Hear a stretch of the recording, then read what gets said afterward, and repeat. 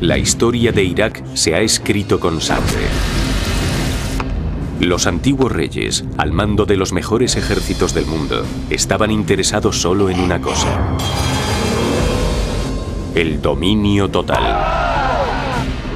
Y sus ciudades e imperios, los primeros sobre la faz de la tierra, surgieron y se destruyeron con guerras, invasiones y conquistas. Fue una época sembrada por el terror que no me hubiese gustado vivir. A través de los siglos, esta tierra conflictiva que marcó el inicio de la historia mundial ha sido atacada por numerosos enemigos extranjeros. Se dieron la vuelta y básicamente asesinaron por la espalda a los enemigos con lanzas y hachas. En la Edad Moderna, Irak se ha convertido en el escenario del imperialismo europeo y más recientemente en el protagonista de la política extranjera americana. Debió de haber sido uno de los regímenes más horribles y opresivos de la historia, comparable incluso con los fascistas de Europa. De Sargón el Grande a Saddam Hussein, estos fueron los reyes de Babilonia.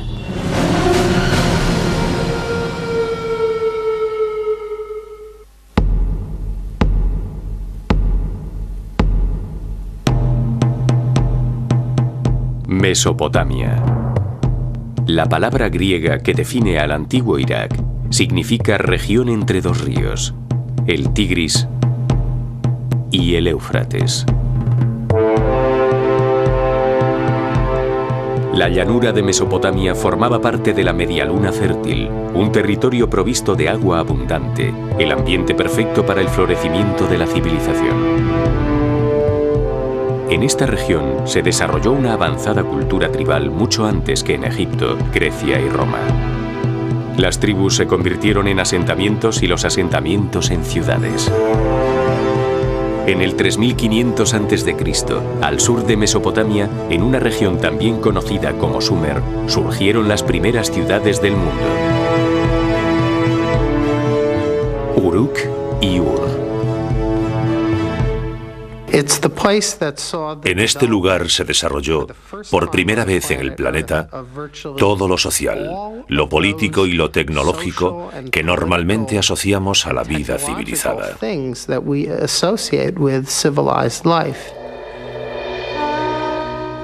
Los primeros sistemas de escritura del mundo se realizaron en Mesopotamia. Aquí surgieron los primeros reyes del mundo.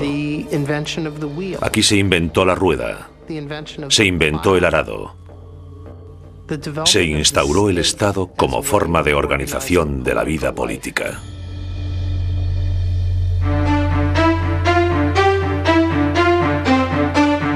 En el 2900 a.C., el conjunto de las 30 ciudades-estado de Mesopotamia apenas formaban un imperio unido.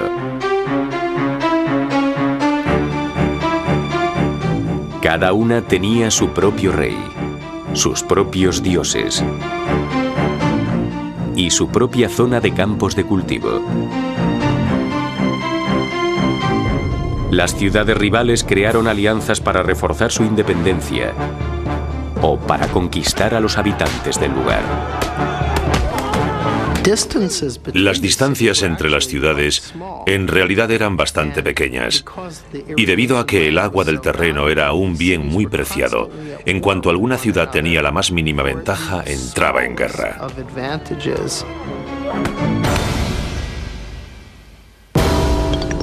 En el 2334 a.C., un rey dominó Mesopotamia, Sargón el Grande. Parece ser que no sobrevivió ninguna imagen de Sargón. Pero podemos imaginarnos su aspecto. Tendría el aspecto, al menos en sus retratos, del típico rey mesopotámico, fuerte y poderoso. La forma antigua del nombre de Sargón, Saroquín, significa rey ilegítimo. Y según los historiadores, esto es una clara indicación de que Sargón era un usurpador. Según cuenta la leyenda, sus orígenes eran iguales a los de Moisés. Sargón era el hijo ilegítimo de una sacerdotisa. Así que tras nacer, lo metió en una canasta que puso en el río y lo encontró un jardinero que le crió. Y de mayor, acabó al servicio del rey de Kish.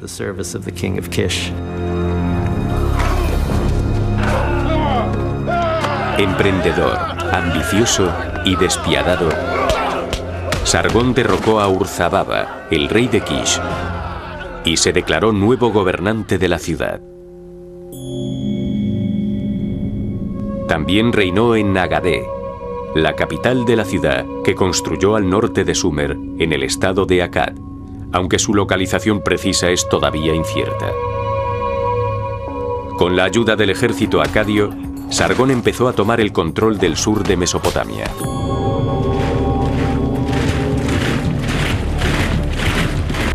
Su primera conquista fue la ciudad de Uruk, donde capturó y luego humilló a Lugalzagesi, el rey de Uruk, arrastrándole con una correa. Y tras conquistar Uruk, conquistó otras ciudades del sur de Mesopotamia. Luego parece que por alguna razón decidió no seguir. Él no era como los anteriores reyes sumerios. No le bastaba con lidiar batallas locales. Quería luchar contra lo que se llamaba el mundo conocido. Sorprendentemente, hizo precisamente eso. Durante su reinado de 56 años, Sargón conquistó el norte de Mesopotamia, el norte de Siria y finalmente llegó al Mediterráneo y conquistó el sudeste de Turquía. Sargón construyó el primer imperio del mundo. Fue el primer rey que se hizo con las tierras en las que vivía gente de diferentes nacionalidades, que hablaban otros idiomas y tenían dioses diferentes. Fue muy admirado por los reyes mesopotámicos de aquella época. Estableció las reglas básicas de lo que es ser un verdadero emperador. El imperio de Sargón no era solo único en extensión, sino también en organización. Intentó unificar esta extensa zona y reorganizarla como nadie lo había hecho jamás.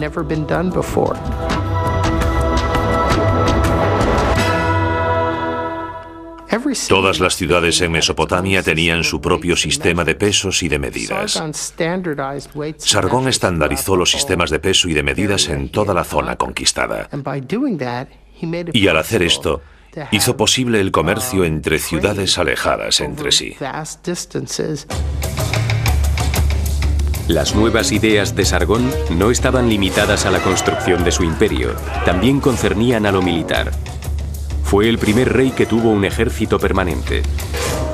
Tenía un enorme ejército de 5.400 hombres que habían sido reclutados en todas las ciudades del imperio, pero resultaban caros de mantener, así que Sargón introdujo una nueva tradición para poder alimentar a sus tropas: el saqueo. El ejército se alimentaba de los productos de la tierra, así que las campañas de guerra estaban más o menos organizadas para que empezasen cuando ya se había recogido la cosecha en toda Mesopotamia. Fue una época sembrada por el terror que no me hubiese gustado vivir. Si vivías en la región de Akkad, pero no formabas parte de la élite, sabías que cada año tendrías que enfrentarte a este tipo de masacre.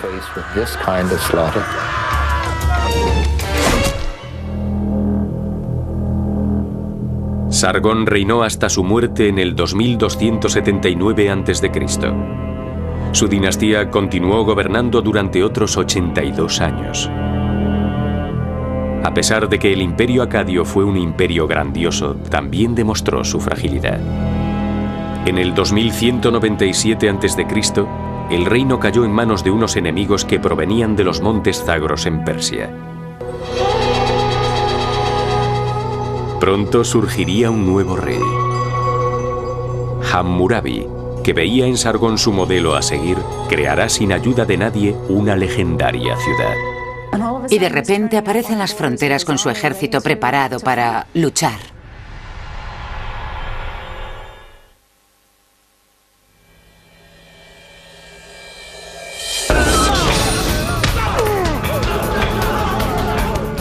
En el 2197 a.C., al caer el imperio acadio, originado por Sargón, la ciudad se sumió en un caos.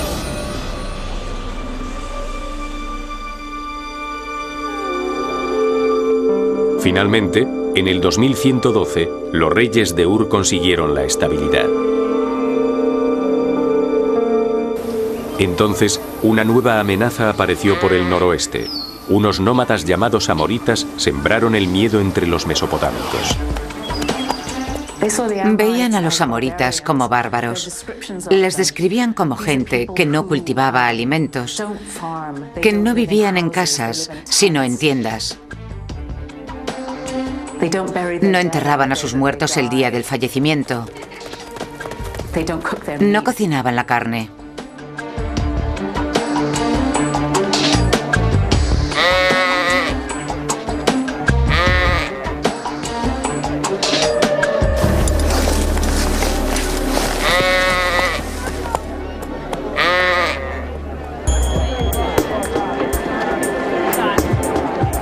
Pero no causaron ningún conflicto.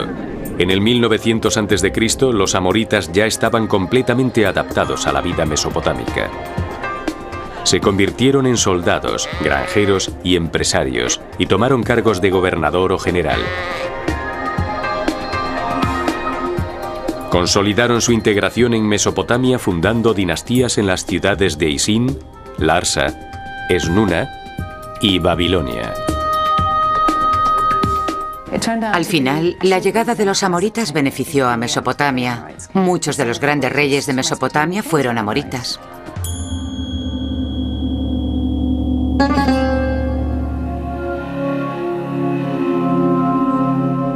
En el 1792 a.C., el mejor gobernante de la dinastía amorita de Babilonia, Hammurabi, subió al trono como su sexto rey.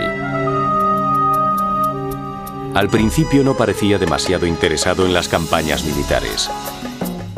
Gobernó durante 43 años. Después de 30 años de gobierno, quiso emular a Sargón y construir su propio imperio. Empezó a luchar contra los reinos vecinos, que antes habían sido sus aliados. Había mantenido con ellos buenas relaciones durante años y de repente aparece con sus ejércitos en las fronteras, preparados para luchar, para hacerse con el poder. Las campañas militares de Hammurabi se distinguían por la cantidad de rehenes que capturaban para pedir un rescate. Había comerciantes especializados en esta tarea.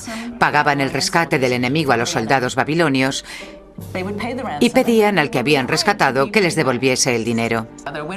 Era la forma que tenían los comerciantes de ganar dinero seguro, porque siempre sacaban beneficios de los rescates que pagaban.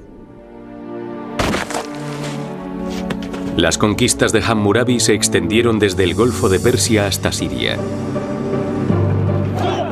A pesar de que su imperio no fue tan grande como el de Sargón, los historiadores consideraron a Hammurabi como el constructor de imperios más importante desde Sargón.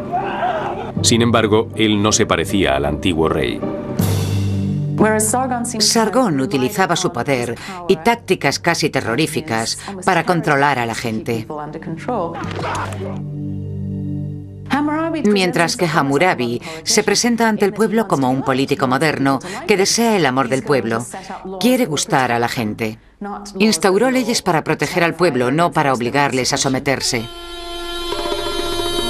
La fama de Hammurabi creció con sus conquistas, pero realmente obtuvo su grandeza con su interpretación de la justicia. Hacia finales de su reinado, puso varios monumentos en sus ciudades. El más grande, que aún se conserva, es una losa de piedra que se conoce hoy en día como la Estela de Hammurabi, donde están grabadas las 282 leyes del Código de Hammurabi. Están grabadas en una escritura en forma de cuña llamada cuneiforme, la primera escritura conocida desarrollada en Sumer a finales del cuarto milenio antes de Cristo. Si un esclavo le dice a su señor, no eres mi señor, el señor puede cortarle la oreja al esclavo.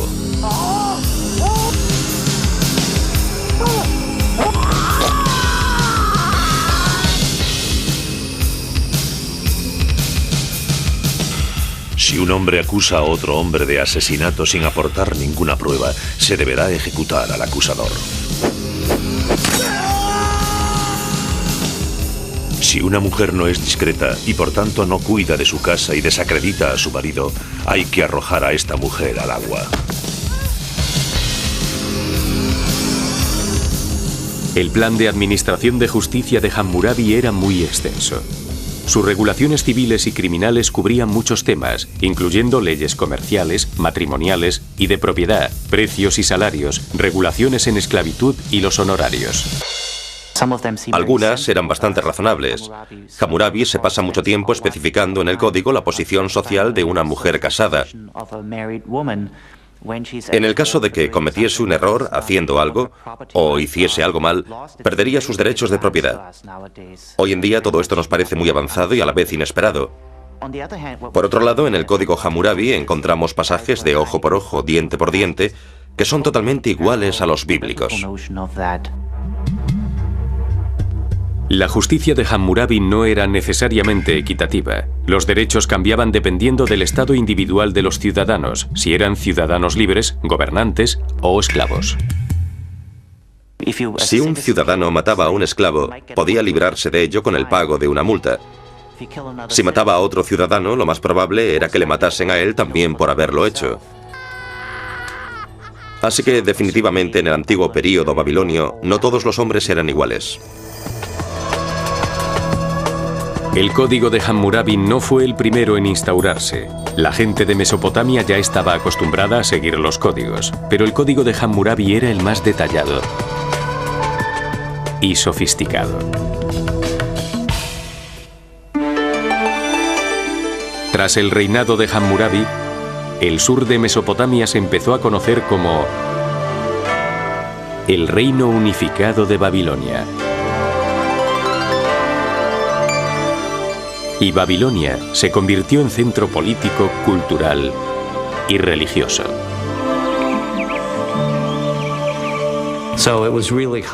Así que en realidad todo lo que hizo Hammurabi convirtió a Babilonia en lo que es y en lo que será bajo el dominio del neobabilonio Nabucodonosor, que la convertirá en la gran metrópolis del mundo antiguo. En 1750 a.C., una enfermedad obligó a Hammurabi a cederle el trono a su hijo. En el 1000 a.C., Babilonia ya había formado un estado nacional en el sur. Mientras tanto, la ciudad de Asur dominaba el norte con un estado rival, Asiria.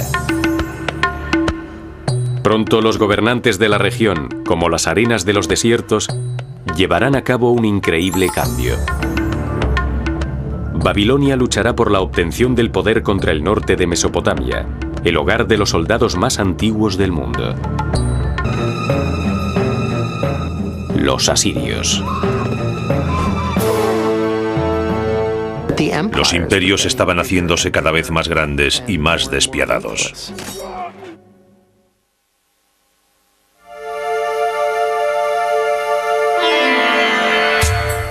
Los asirios, que eran semitas, llevaban habitando Mesopotamia desde hacía al menos 4000 años. En el siglo IX a.C., sus conquistas ya se habían extendido mucho más allá de Asur, la capital y principal ciudad de Asiria. Del 885 a.C. al 860 a.C., el rey asirio Asurnasipal II se concentró principalmente en los asuntos militares. Quería construir una nueva Asiria. Más de 100 años atrás había sido una gran potencia y Asurnasipal estaba decidido a que volviera a serlo. Todo su gobierno estaba centrado en asuntos militares. La campaña de Asurnasipal sirvió de ejemplo para los futuros reyes de Asiria, que construyeron imperios de manera despiadada y decidida. Los relieves esculpidos en las paredes de los palacios de los reyes asirios muestran a los soldados haciendo pedazos las murallas de las ciudades enemigas. Se ven barcos de guerra con artefactos. Se ven carros de guerra. Se ve todo el calvario. Se ve a la infantería excavando túneles bajo las murallas de las ciudades que están sitiando. Los imperios estaban haciéndose cada vez más grandes y cada vez más despiadados. Asurnasipal fue terriblemente cruel con los prisioneros de guerra y con sus propios súbditos cuando protestaron por la subida de impuestos. Intentaba imponer su criterio de la manera más brutal posible. Describía con detalles truculentos cómo despellejaba a la gente, poniendo las pieles en las murallas de la ciudad y haciendo montañas de cabezas decapitadas. Algo realmente horrible.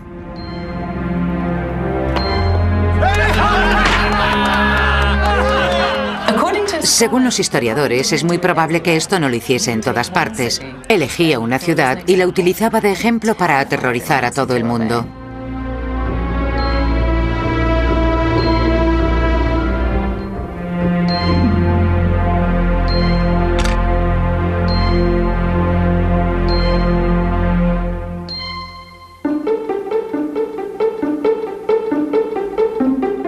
Cuando murió Ashurnasirpal en el 860 a.C., su reino llegaba hasta el norte, a las fronteras del este de Turquía y el mar Mediterráneo.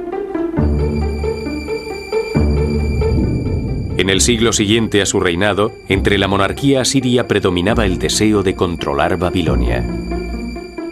Los reyes asirios querían ser los reyes del universo, dominar el mundo. Pero no sabían lo grande que era el mundo. Lo único que les importaba era ellos mismos y Babilonia. Si Babilonia no estaba dentro de ese universo, no les interesaba. Yo creo que en realidad necesitaban creer que tenían el control. Pero parece ser que los babilonios tenían sus propias ideas sobre cómo querían vivir. Babilonia se negaba a someterse a Asiria y estaban constantemente enfrentadas. Así que Asiria puso en práctica algunas tácticas. Subió al trono a su propio rey de Babilonia. Decidieron darle el trono al hijo de un rey asirio, que gobernaría Babilonia. Aún así, independientemente de los problemas que hubiese entre las dos culturas, los asirios, por irónico que resulte, tenían un gran respeto por la civilización babilonia. A pesar de que los asirios eran muy poderosos, seguían teniendo la sensación de ser culturalmente inferiores con respecto a Babilonia. Veían a Babilonia como una fuente de conocimiento, con su cultura cuneiforme, y seguramente les veían como los americanos vieron a Inglaterra en el siglo XIX, como un sitio donde encontrar auténtica literatura, teatro y cosas por el estilo.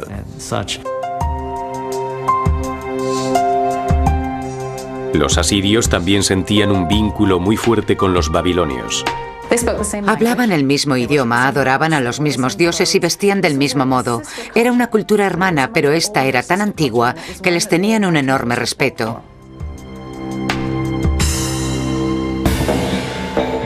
Pero esto cambió a principios del 704 a.C.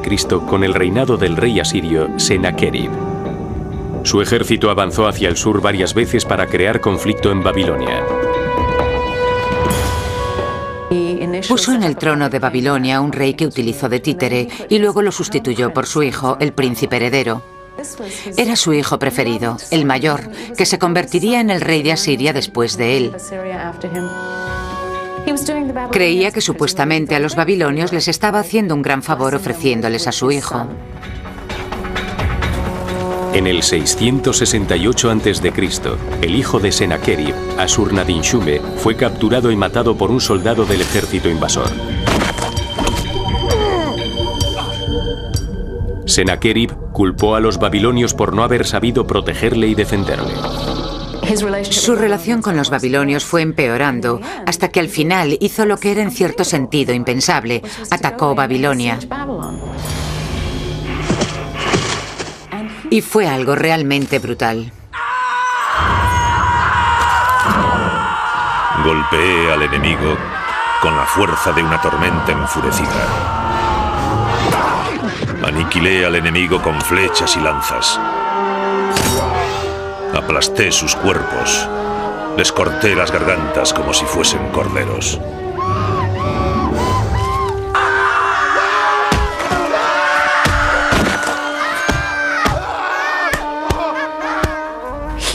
Destruyó la ciudad, quemó los edificios, arrasó los templos,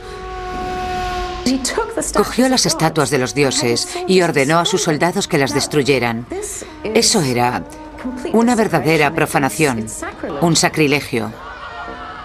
Entonces maldijo la ciudad. Dijo, nadie podrá reconstruir Babilonia en 70 años. Las acciones de Sennacherib enfurecieron a los asirios, que creyeron que la destrucción de Babilonia atraería la ira de los dioses. Incluso los miembros de su propia familia estaban descontentos con él. Su propio hijo le mató. Circulaban dos historias sobre cómo había muerto. Una era que había sido apuñalado. Y la otra, que su hijo había cogido una enorme estatua de un toro y se la había tirado a su padre, cayéndole a este encima. ¡Qué manera más horrible de morir!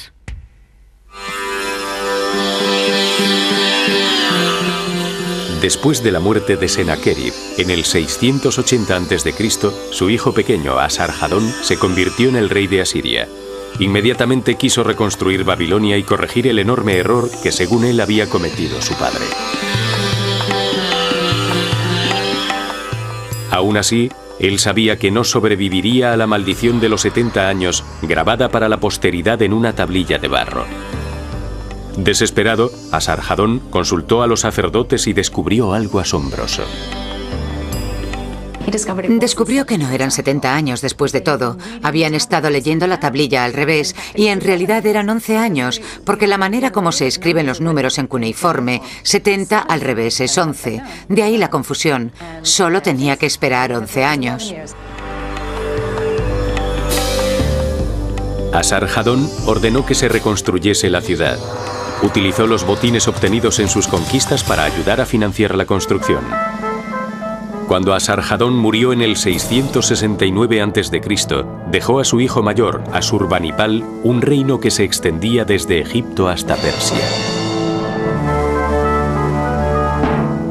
Asurbanipal fue uno de los gobernantes de Mesopotamia más cultos, porque tenía una habilidad única.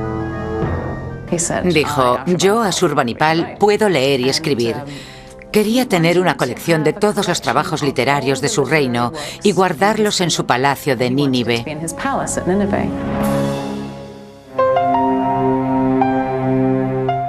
Asurbanipal mandó a sus súbditos a buscar tablillas cuneiformes en los archivos y las escuelas de los templos babilonios. Luego, sus escribientes los copiaban meticulosamente y catalogaban algunas de las 20.000 tablillas que existían, y luego las colocaban en lo que se convirtió en la primera biblioteca del mundo. De toda la colección, Asurbanipal valoraba especialmente los más de 300 textos que, según él, predecían el futuro. Si no se vislumbra la constelación de Aries, el rey será muy desgraciado. Si las estrellas de Orión brillan, alguien influyente conseguirá demasiado poder y cometerá actos malvados. La mayoría de las tablillas tenían que ver con este tipo de adivinación, y para él eran importantes a la hora de gobernar bien, de acuerdo con la voluntad de los dioses, y a la hora de sobrevivir como rey.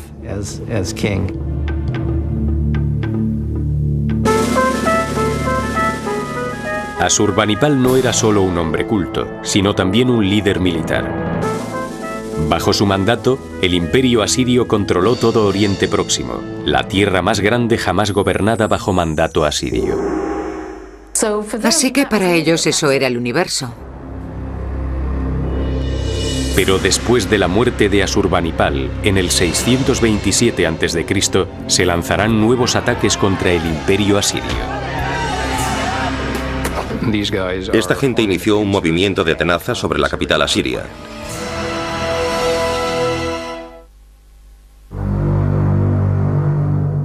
A finales del siglo VII a.C., Babilonia estaba sumida en el caos. Asurbanipal, el rey asirio, que también había reinado en Babilonia, había muerto. Antiguamente, en Oriente Próximo, en cuanto moría un rey, todo el mundo intentaba huir, aprovechando que era el momento más débil del imperio. Entonces es cuando se produce un caos, porque todos quieren ocupar el trono.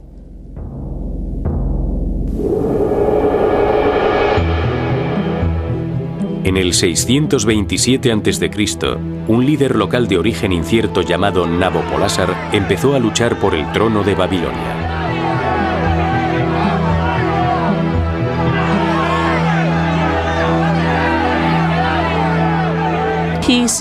Al parecer había sido gobernador de Babilonia, porque en el primer milenio en Babilonia había distintos grupos étnicos y él parece ser que estaba a cargo de uno de ellos.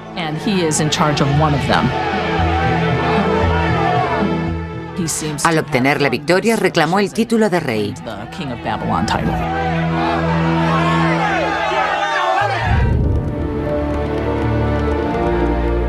Nabopolásar alardeaba de ser un rey dedicado a su pueblo y estaba decidido a conseguir la independencia entre el sur y el norte de Mesopotamia.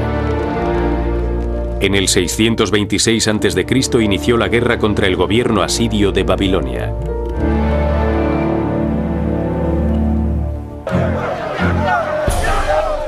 En 10 años, Nabopolásar había conseguido dominar totalmente a Babilonia y empezó a amenazar a la capital asiria. Empieza a expulsar a las tropas asirias y luego se dirige hacia el norte, hacia el centro de Asiria. En el 615, cuando estaba con los ejércitos asirios dirigiendo los ataques a Asiria, la gente que venía del norte de Irán, principalmente medos, se unieron a ellos. Así que este ejército, ayudado por otros hombres, estaba preparado para realizar un movimiento de tenaza en el interior de Asiria.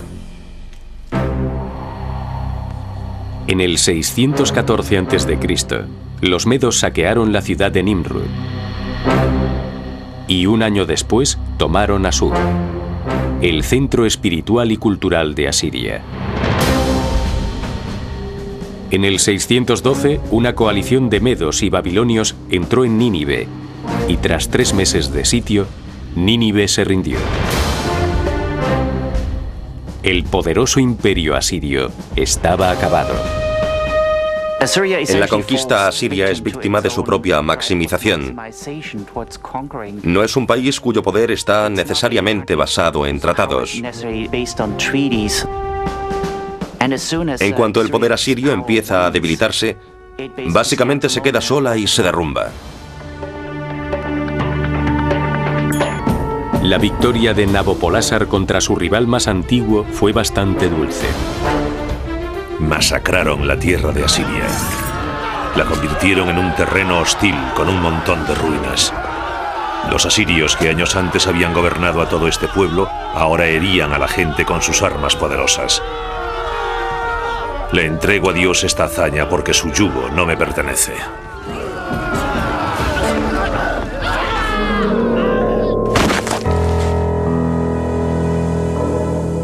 En el 605 a.C. murió Nabopolásar y le sucedió como rey de Babilonia su hijo mayor, Nabucodonosor II.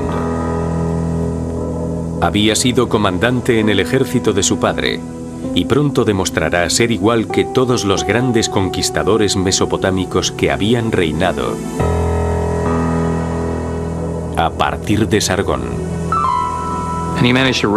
Se las arregló para reinar más de 40 años, durante los cuales estableció el control sobre la mayoría de los territorios occidentales del antiguo imperio asirio.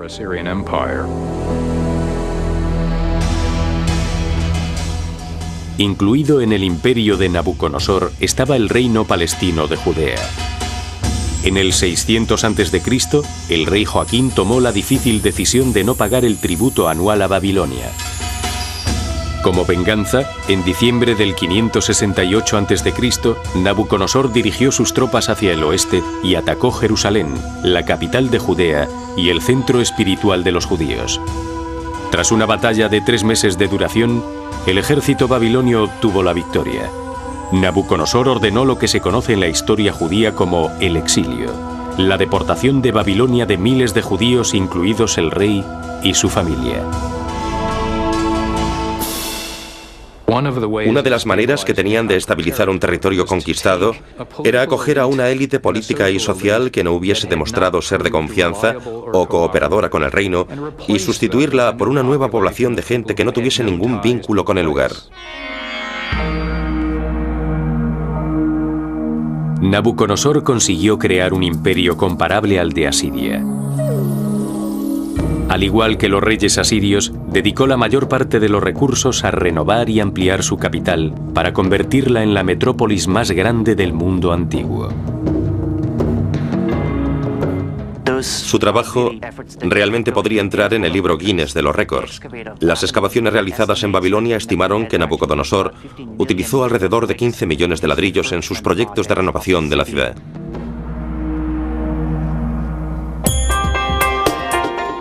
Aparentemente, Nabucodonosor era un perfeccionista. La ceremonial Puerta de Ishtar, con su representación de animales mitológicos, fue reconstruida 3 veces. Los leones de la puerta representan a la diosa Ishtar, mientras que un demonio llamado Mushushu representa a Marduk, el dios principal de los babilonios y jefe del panteón mesopotámico. Desde la época de Hammurabi, Marduk ha sido uno de los grandes dioses de Oriente Próximo.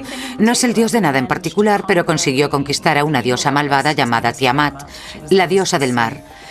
Él cogió su cuerpo y lo dividió en 2. Con la parte de arriba creó los cielos y con la parte de abajo creó la tierra.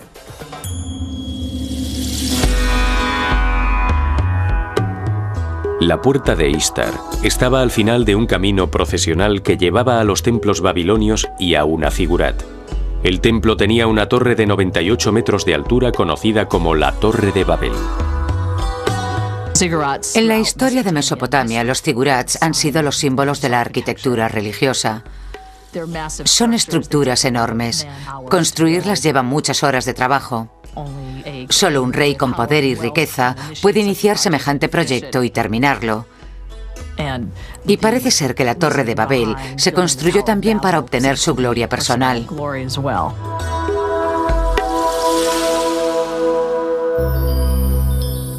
Dentro del magnífico palacio de Nabucodonosor había jardines colgantes. El historiador griego Heródoto los definió como una de las maravillas del mundo. Supuestamente, los jardines habían sido construidos para la mujer del rey, una princesa iraní que echaba de menos su país y se consolaba con ver las terrazas de los edificios y las plantas exóticas. Sin embargo, los jardines colgantes de Babilonia puede que no sean más que un mito. Desgraciadamente, en los textos mesopotámicos no hay nada que indique su existencia. Por otro lado, es cierto que una de las cosas que hizo el rey mesopotámico fue crear impresionantes jardines reales que utilizaba para presumir de las plantas y animales que tenía el imperio. Esta era una de las maneras que tenía de mostrar la escala y el alcance de su conquista, porque daba una imagen de un poder vivo, verde y floreciente.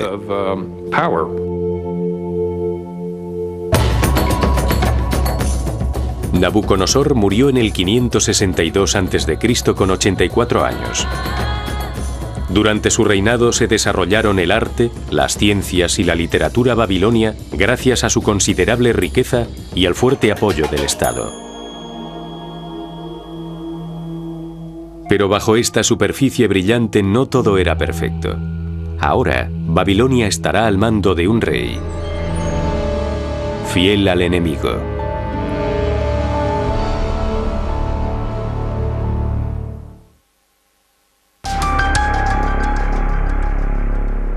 En junio del 556 a.C., tras un sangriento golpe de estado, un plebeyo llamado Nabónides se convirtió en rey de Babilonia. Enseguida fue odiado por los sacerdotes y la gente del lugar. No solo declaraba haber sido un súbdito leal del viejo enemigo de la ciudad, Asiria, sino que también ignoraba al dios principal de Babilonia, Marduk, a favor del dios de su madre. Nabónides estaba muy unido a su madre, una sacerdotisa dedicada al dios Sin, el dios de la luna. En el 549 a.C., Nabónides hizo lo impensable. Dejó a su hijo Baltasar al mando durante una década y abandonó Babilonia para construir y restaurar los templos dedicados al dios de la luna en Taima, Arabia del Sur, y Harán, al norte de Mesopotamia.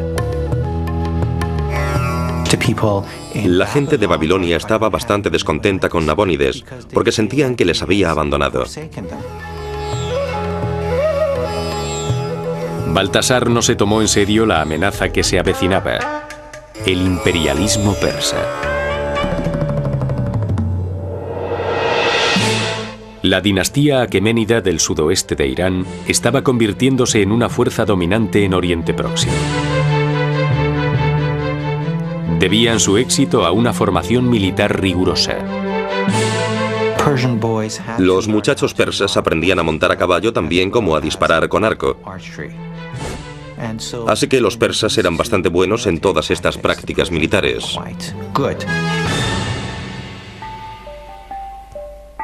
En el 559 a.C., un nuevo rey aqueménida ocupó el trono. Tenía una característica bastante poco frecuente en un conquistador: la tolerancia. Se llamaba Ciro el Grande. En solo 10 años alcanzó una enorme popularidad, no solo por su habilidad militar, sino por haber obtenido la victoria contra los medos iraníes sin derramar nada de sangre. Llevará a cabo una increíble campaña de guerra en la que primero conquistará la meseta iraní gobernada por los medos. Antes de la batalla, un gran número de soldados del ejército medo se pusieron del lado de Ciro y abandonaron al gobernador medo, y por tanto, él ganó la batalla antes de que ésta comenzase. En el 546 a.C., Ciro tenía un enorme imperio que se extendía desde Asia Menor, en el oeste, hasta la meseta iraní en el este. Lo único que quedaba era Babilonia, el centro político, cultural y religioso, y los territorios babilonios de Siria, el Líbano y Palestina. Conquistarlos significaría el nacimiento de un nuevo imperio mundial, algo a lo que Ciro era incapaz de resistirse. Babilonia es el centro del mundo. Es la capital del mundo en ese momento. Una vez Ciro conquiste Babilonia, la historia mundial cambiará radicalmente. Será el dueño de la capital del mundo.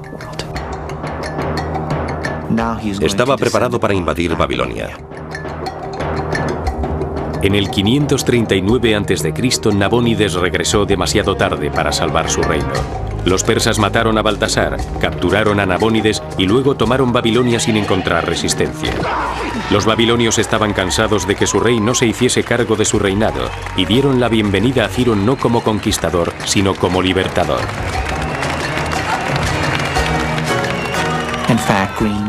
De hecho, pusieron coronas de laureles a sus pies. En la ciudad reinaba un estado de paz. Una de las primeras cosas que hizo fue ir al templo de Marduk y realizar los ritos que Nabónides había dejado de hacer.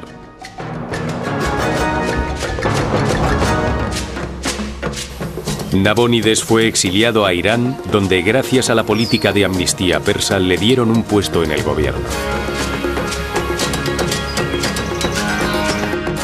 A Ciro se le otorgó el título de rey de Babilonia y rey de las tierras. Siguiendo una política de generosidad, no de represión, y favoreciendo a las regiones locales, consiguió que sus nuevos súbditos fueran sus aliados más entusiastas.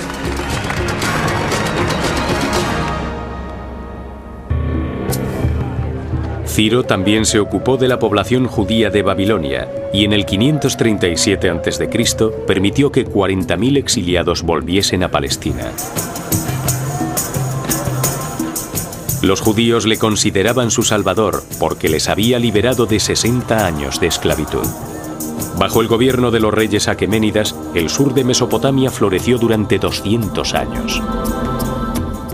Babilonia seguía siendo el centro económico del imperio y era la residencia de invierno de la corte persa.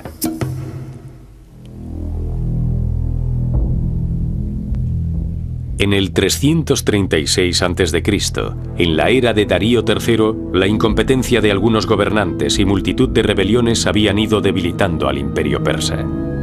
5 años después, a los 50 años, Darío tuvo que defender a Babilonia contra el rey de Macedonia de 22 años. Alejandro Magno.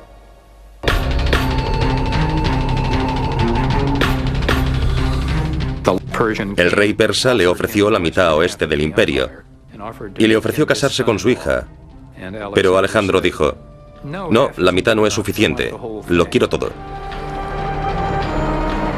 Darío lo tenía difícil. Perder Babilonia seguramente supondría el fin del imperio persa.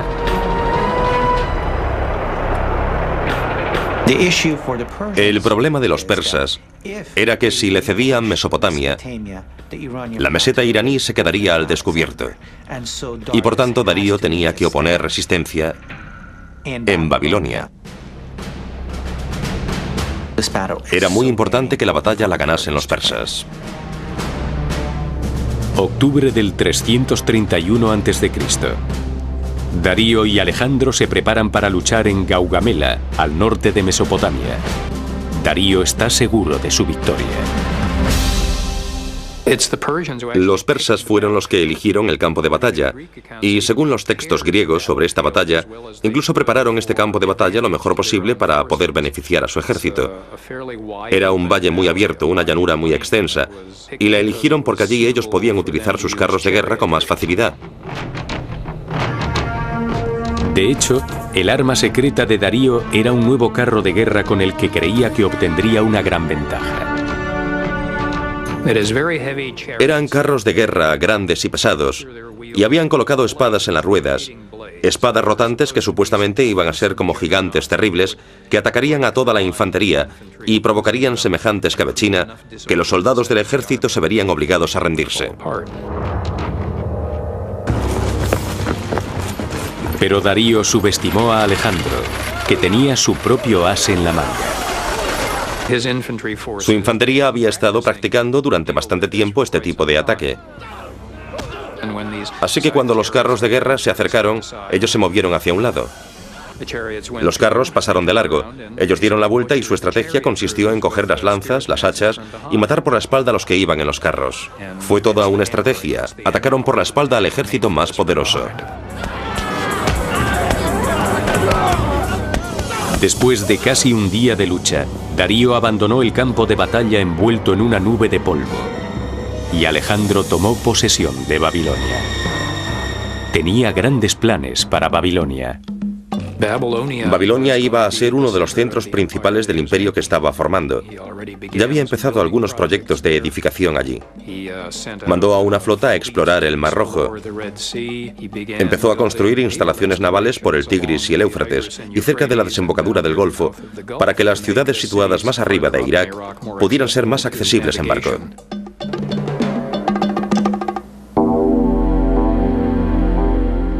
Los planes de Alejandro nunca se completaron. En junio del 232 a.C., durante una estancia en Babilonia, en el antiguo palacio de Nabucodonosor, el rey de 33 años enfermó de una fiebre y murió por causas desconocidas.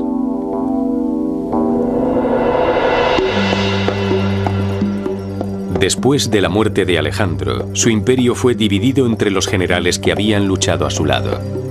El poder político pasó de Babilonia a la nueva ciudad de Seleucia, en la orilla oeste del río Tigris, en Mesopotamia. Babilonia ya no era la capital del imperio, y tampoco era la capital del territorio.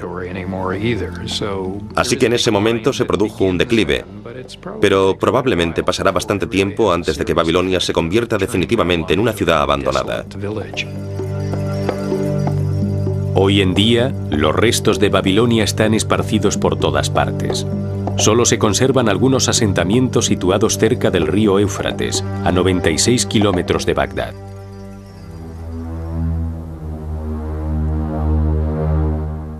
En los siguientes 900 años, Mesopotamia será gobernada por una serie de dinastías griegas y persas. Pero habrá una conquista que será realmente definitiva en la formación de lo que luego se convertirá en el país de Irak. Cualquier esfuerzo que hagas para que el Islam se extienda por el mundo, para convertirte en un mejor musulmán, para mejorar la situación de los musulmanes, se considera una yihad.